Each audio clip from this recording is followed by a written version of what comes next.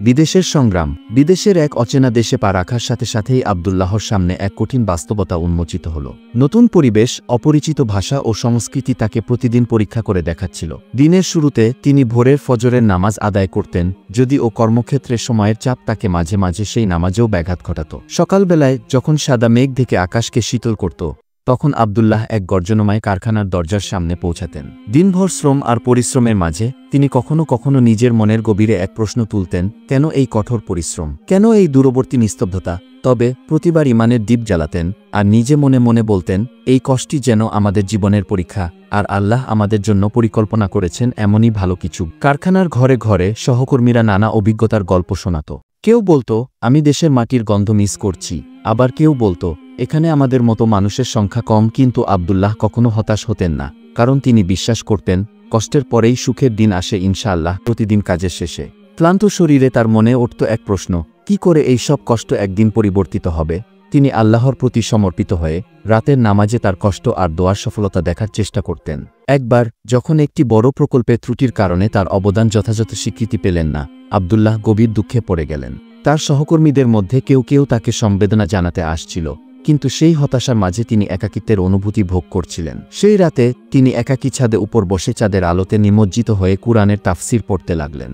তখন তার মনে উঠল, আমার এই কষ্ট কি আল্লাহ আমাকে পরীক্ষার মাধ্যমে নতুন শিক্ষা দিচ্ছেন? এই চিন্তায় চিন্তায় তিনি তার অতীতের সাফল্য ব্যর্থতা মনে করে বুঝতে লাগলেন যে জীবনের প্রত্যেকটি ধাপই একটি শিক্ষা। তিনি শিখলেন যে ব্যর্থতা মানেই শেষ নয়, বরং তা হল নতুন সূচনার উপাদান। প্রতিটি দিন তার জীবনের সংগ্রাম তার ঈমানকে আরও দৃঢ় করে তুলছিল, যেন প্রতিটি কষ্টই তাকে আল্লাহর নিকটর আরও কাছে নিয়ে আসছিল। বিদেশে কাটানো দিনগুলিতে আব্দুল্লাহ নানা সমস্যার মুখোমুখি হলেন, অতিরিক্ত কাজের চাপ, ভাষার বাধা, সামাজিক বিচ্ছিন্নতা আর কখনো কখনো কাজ না জানার অভিজ্ঞতা। কিন্তু তিনি কখনো হার মানতেন না, কারণ তার হৃদয়ে ছিল ঈমান, আর ঈমান তাকে এগিয়ে নিয়ে যাচ্ছিল।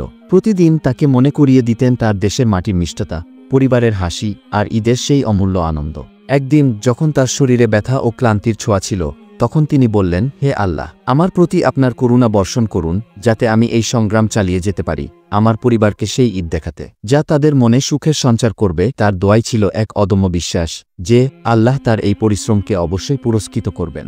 ইনশাআল্লাহ। ঈদের আস্তানায় অপেক্ষা। প্রতি মাসের শেষ দিকে যখন রমজানের কোরবানির সুবাস আর ইফতারের মিষ্টি স্মৃতি ফিরে আসত, তখন আব্দুল্লাহর মনে আসত দেশের প্রান্তরে সেই ঈদের অপেক্ষা। তিনি জানতেন, সফলতার মসৃণতা কষ্টের ধারায় নিহিত।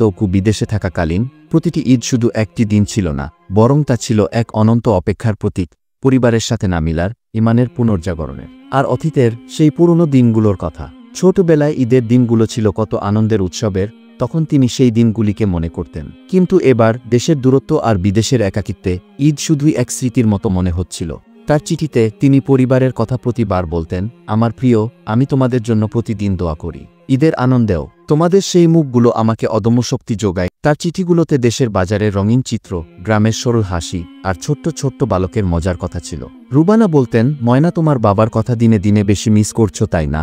আর রুহুল তার ছবি আঁকতে থাকে, যেন তার হাতছানি আবার ফিরে আসবে। এই চিঠিগুলো আব্দুল্লাহর জীবনের এক নতুন প্রেরণা হয়ে উঠেছিল। প্রতিটি পত্র পড়ে তিনি অনুভব করতেন, আমি কষ্ট করছি যেন তোমাদের জন্য একটি সুন্দর আগামী দিন করতে পারি। বিদেশের সেই দিনগুলোতে যখন সবকিছু যেন ধীরগতিতে চলছিল, তখনও তার জীবনে একমাত্র আলো ছিল দেশের স্মৃতি। তিনি নিজেকে বলতেন, এই কঠোর পরিশ্রমের ফলস্বরূপ একদিন আমি ফিরে আসব ইনশাআল্লাহ, আর ঈদের দিন আমাদের মিলনের সেই আনন্দ সর্বাঙ্গ সুন্দর হবে ইনশাআল্লাহ। তিনি প্রতিদিন নামাজ আদায় করতেন, কুরআনের আয়াত পড়তেন আর মনে মনে ঈদের সেই শুভক্ষণকে স্বপ্নে দেখতেন। একটি সন্ধ্যায় যখন চারপাশ ছিল শূন্যতার সাগর, তখন আব্দুল্লাহ এক প্রাক্তন সহকর্মীর সাথে দেখা করেন। সহকর্মী বললেন, আমি জানি তোমার এই জীবনের সংগ্রাম কতটা কঠিন, কিন্তু মনে রেখো, প্রতিটি কষ্টের শেষে আল্লাহর কৃপা রয়ে যায়। সেই কথাগুলো আব্দুল্লাহর মনের গভীরে এক দীপ্তির মতো জ্বলে উঠল। তিনি বুঝলেন যে জীবনের সংগ্রাম শুধুই একান্ত ব্যক্তিগত দুঃখ নয়, বরং তা হলো এক মহৎ শিক্ষা, যেখানে প্রতিটি ব্যর্থতা নতুন আশার আলো নিয়ে আসে।